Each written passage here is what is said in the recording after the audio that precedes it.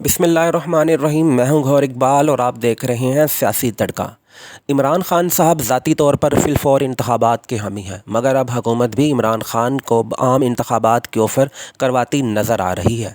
رانا باندری نے میڈیا ٹاکس میں اعتراف کیا کہ اگر عمران خان پنجاب اور KPK میں اسمبلیاں تحلیل کر دے تو پھر وفاق میں شہباز شریف بھی اسمبلیاں تحلیل کر دیں گے اور یوں ضمنی انتخابات کی بجائے عام انتخابات کا انعقاد کیا جائے گا، کیونکہ جتنی جلدی عام انتخابات ہوں گے اتنی جلدی عام عوام کا اعتماد بحال ہوگا اور پاکستان کی ڈوبتی معیشت کو سہارا دیا جا سکے گا۔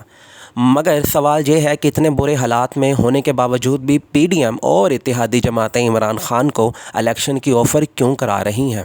اس کی وجہ یہ ہے کہ اسٹیبلشمنٹ کے ساتھ PDM کی جماعتوں کے جو تعلقات ہیں وہ شاید مستقبل قریب یا مستقبل بعید میں نہ رہیں، کیونکہ فی الحال تمام قوتیں عمران خان کے خلاف ایک پیج پر بظاہر اکٹھی کھڑی نظر آتی ہیں۔ یہ سب قوتیں ایک دوسرے پر انحصار اور عمران کے خلاف جدوجہد میں ہی اپنی بقا دیکھ رہے ہیں۔ دوسرا، ان جماعتوں کو کچھ وقتی ریلیف بھی ملا ہے۔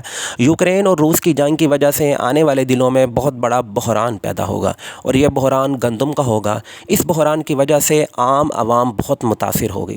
جنوری فروری تک ملک کی معاشی حالت پہلے سے بری ہونے والی ہے اور اس وقت جو بھی حکومت ہوگی وہ ہمیشہ کے لیے نشان عبرت بن جائے گی۔ لوگ بنیادی ضروریات کی عدم دستیابی کی وجہ سے اس حکومت کا گھیراؤ کریں گے۔ مزید اگر عمران کے دباؤ اور سپریم کورٹ کے فیصلے کی وجہ سے چیف الیکشن کمیشن ہٹ جاتا ہے اور ایک غیر جانبدار چیف آ جاتا ہے تو اس کی وجہ سے PDM کو بہت نقصان ہوگا۔ دوسری جانب اگر عمران صوبائی اسمبلیاں توڑ بھی دیتے ہیں تو PDM یو ٹرن لیتے ہوئے عام انتخابات کا اعلان نہ کرے، پھر دونوں صوبوں یعنی پنجاب اور KPK میں PDM اپنا وفاقی اثر و رسوخ استعمال کرتے ہوئے دونوں صوبوں یعنی پنجاب اور KPK میں اپنی حکومت بنا سکتے ہیں۔ دوسری جانب پیپلز پارٹی شاید سندھ میں اسمبلیاں تحلیل نہ کرے۔